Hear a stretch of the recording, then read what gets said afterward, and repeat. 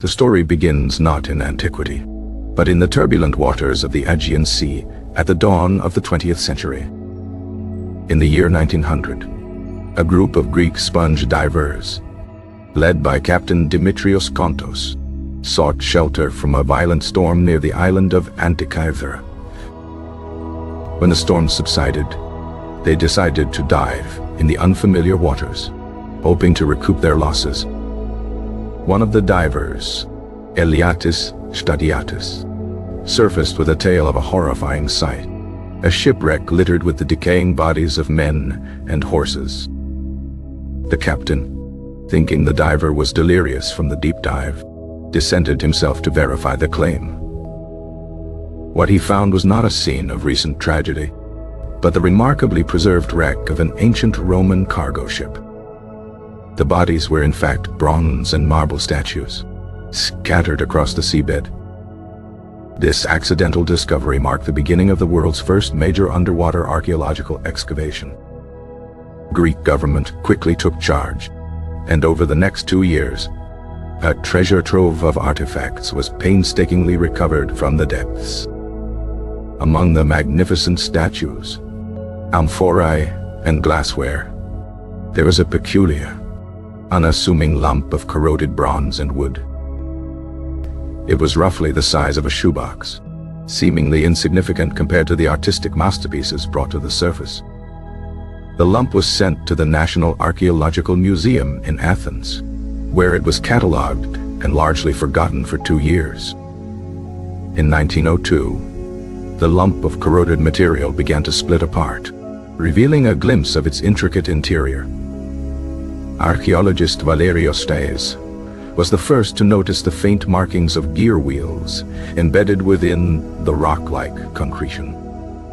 He initially mistook it for an astronomical clock, a hypothesis that was met with widespread skepticism from the scientific community. The idea that such a complex piece of machinery could exist in the ancient world was simply unthinkable at the time. Technology of that sophistication was believed to have appeared 1,000 years later, with the great cathedral clocks of medieval Europe. But for decades, the object remained an enigmatic curiosity, its true purpose shrouded in mystery and academic debate. Scholars proposed various theories, from a simple navigational tool to a more complex calendrical device, but none could fully account for the complexity hinted at by the visible gears. The artifact was too advanced, too anachronistic, a puzzle that defied the established narrative of technological history. It was a ghost from a forgotten world of genius. The wreck itself was dated to the 1st century BCE, a time of great turmoil and trade in the Mediterranean.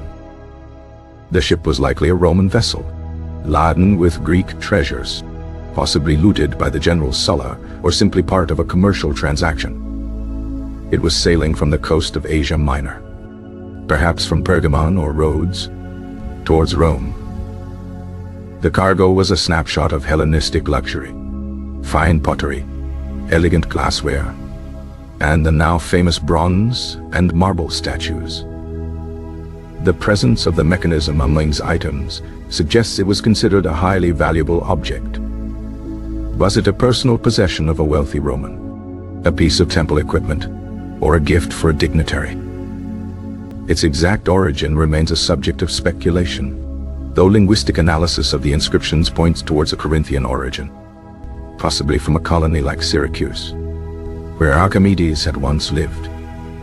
Thought that this device could be a direct descendant of the legendary sphere of Archimedes is a tantalizing possibility.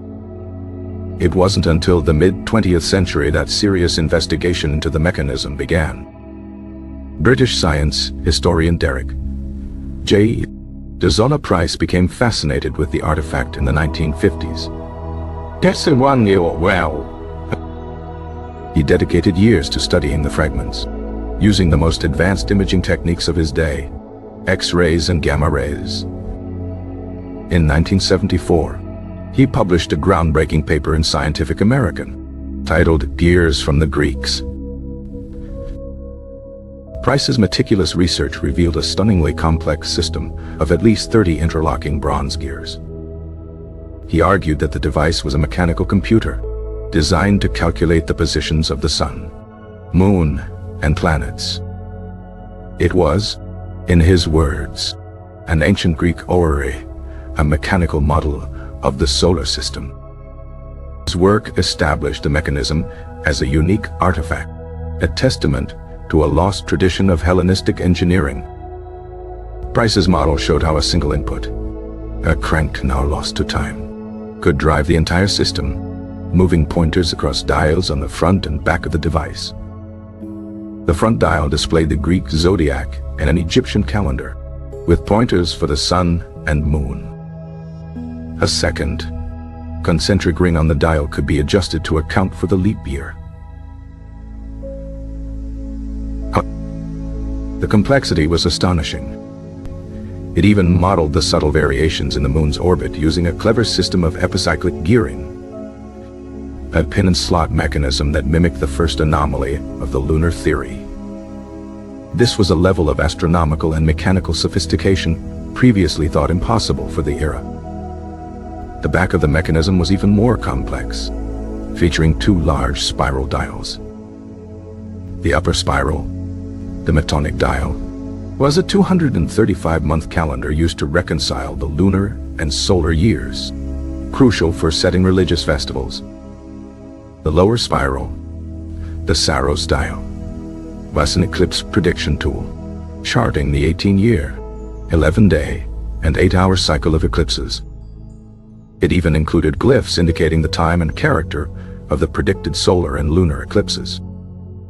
A smaller, subsidiary dial within the Saros dial, the Enigma dial, was used to adjust for the 8-hour offset in the Saros cycle, ensuring long-term accuracy over multiple cycles.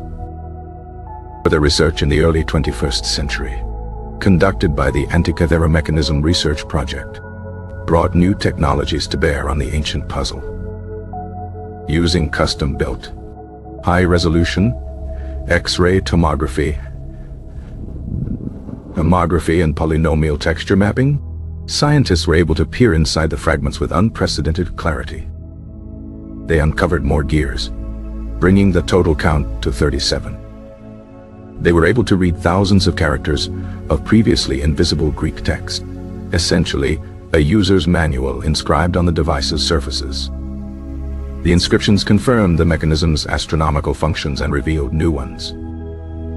It included a calendar of athletic events, including the Olympic Games, suggesting a broader cultural significance beyond pure astronomy. The text described the colors of potential eclipses, a detail that hints at an astrological purpose as well. The mechanism wasn't just a scientific instrument. It was a microcosm of the Greek cosmos, linking the heavens, time, and human society. New data allowed for a more complete digital reconstruction of the device.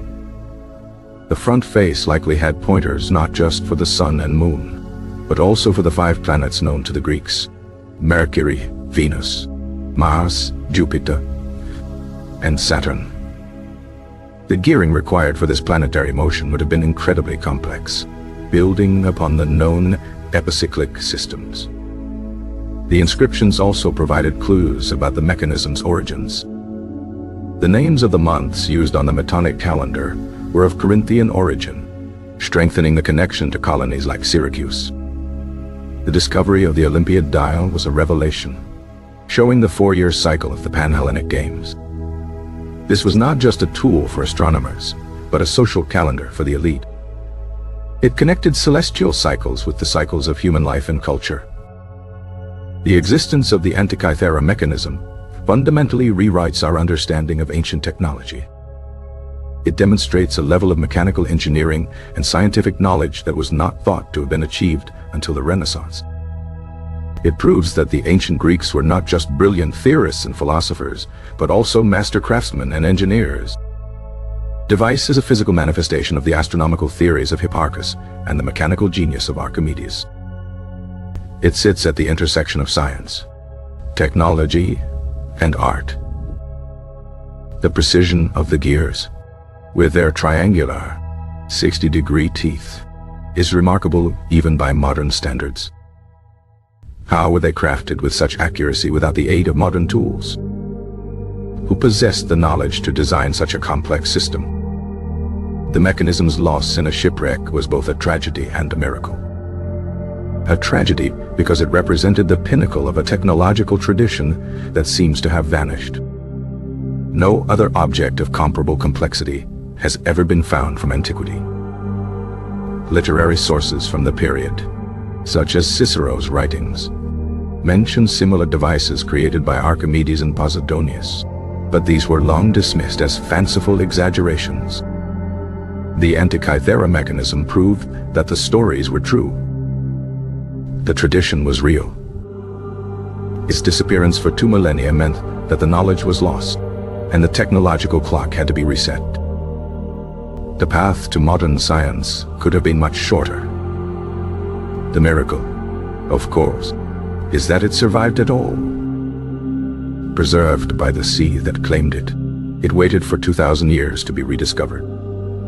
It challenges our chronological snobbery, the assumption that history is a simple, linear progression from primitive to advanced. The Antikythera Mechanism shows us that the past was a more complex, more brilliant, and more mysterious place than we ever imagined.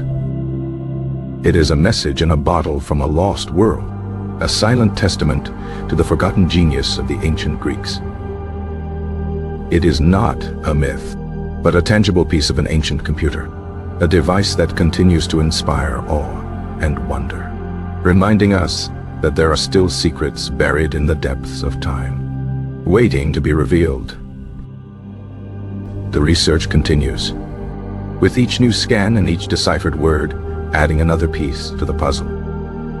The story of the Antikythera Mechanism is far from over. It is an ongoing dialogue between the past and the present, a journey into the heart of ancient innovation. It forces us to ask what other wonders might have been lost to the sands of time. Other technological peaks were reached before the long decline of the late Roman Empire. The mechanism is a tantalizing glimpse of a different history, a history where the scientific revolution might have begun a millennium and a half earlier. It stands as a solitary monument, a ghost of a possible future that never was. It is the most complex scientific instrument of antiquity, a star in the long night of the human mind. The initial recovery efforts were fraught with peril, claiming the life of one diver and leaving 2 paralyzed due to primitive diving techniques. For years, the fragments were cleaned with painstaking care, revealing more and more of the delicate inscriptions on their surfaces. The gear teeth were not rough approximations, but were cut with the precision of a master clockmaker. The device operated on a geocentric model of the universe, with the Earth at the center, as was the belief at the time. This geocentric view, however, does not diminish the mechanical genius required to model the complex, observable motions of the heavens. Inscriptions are written in Koine Greek, the common language of the Hellenistic period. Some scholars speculate the device was constructed at an academy in Rhodes, which was a major center for astronomy and engineering. The astronomer Hipparchus, who worked in Rhodes and discovered precession, likely contributed to the astronomical knowledge it contains. The mechanism's ability to predict eclipses would have given its owner immense social and political power. The front dial likely had a rotating ball, half black and half silver, to show the phase of the moon. The entire device was housed in a wooden box, which has long since disintegrated, leaving only faint traces. The front and back of the box would have been protected by bronze plates, which served as the faces for the dials. Modern replicas, built using the same number of gears and ancient techniques, have proven the design is sound and functional. Watching a replica in motion is mesmerizing, a silent ballet of bronze gears calculating the cosmos. The mechanism is a powerful educational tool, demonstrating complex astronomical concepts in a tangible way. Its discovery reminds us that our own era does not have a monopoly on genius or innovation. The shipwreck lay at a depth of 45 meters, making the initial recovery incredibly challenging and dangerous. The ship's timbers were remarkably preserved, providing valuable information about ancient shipbuilding techniques. Analysis of the amphorae helped to pinpoint the ship's origin and the trade routes of the time. The Antikythera youth, a magnificent bronze statue recovered from the wreck, is now a centerpiece of the National Archaeological Museum. Another famous statue, the Antikythera philosopher, is a portrait of a bearded philosopher, his face full of wisdom. The sheer variety of the cargo suggests the ship was not a military vessel, but a wealthy merchant's transport. The mechanism's design implies a deep understanding of trigonometry, which was in its infancy at the time. The pin and slot lunar anomaly corrector is perhaps the most mechanically brilliant part of the device. It successfully models the fact that the moon appears to speed up and slow down in its path across the sky. Knowledge to build such a device may have been intentionally guarded, kept within a small school or guild. The decline of the Hellenistic world and the rise of Rome may have led to the disruption of this tradition. Without a continuous tradition of building and improving, the knowledge behind the mechanism simply faded away. The mechanism remains the single greatest outlier in the history of technology. Recent expeditions to the shipwreck site, using modern submersibles and robotic vehicles, continue to find new artifacts. In 2016, a human skeleton was discovered at the site, nicknamed Pamphilos, offering a personal connection to the ancient tragedy. DNA analysis of the skeleton may one day reveal the identity and origin of one of the ship's unfortunate passengers. Each new discovery adds a new chapter to this already incredible story. The Antikythera Mechanism is more than an artifact. It is an inspiration. It teaches us that the potential for human ingenuity is timeless. It is a testament to the power of observation, mathematics, and craftsmanship. The device connects us directly to the minds of the ancient Greek geniuses. To understand the mechanism is to understand a pivotal, lost moment in the story of human thought. Its gears, once turned by a hand in the Hellenistic world, now turn in the digital models and imaginations of the 21st century. The silent object from the bottom of the sea speaks volumes about a forgotten chapter of our past. Its complexity suggests that it was likely the product of a long evolution of similar, perhaps simpler, devices. We are left to wonder about the missing links in this technological lineage. The mechanism calculated the timing of the Isthmian, Pythian, Nemean, and Olympic Games. It suggests it was used by a traveler who wanted to keep track of these important cultural events. The device is a beautiful fusion of science and culture, of celestial mechanics and human affairs. The backplate contains a detailed description of the spiral dials, a true user manual for the owner. The level of miniaturization is incredible. The entire cosmos was modeled in a box you could hold. The discovery of the mechanism was a singular event, a black swan in the history of archaeology. It continues to be studied by an international team of scientists, each bringing their own expertise to the table. The story of its rediscovery and decipherment is a detective story spanning more than a century. From the depths of the sea to the forefront of modern science, the journey of this artifact is extraordinary. It is a powerful reminder that history is not a closed book, but a living text with new pages waiting to be uncovered. The Antikythera Mechanism is, in the end, a story of human curiosity, both ancient and modern.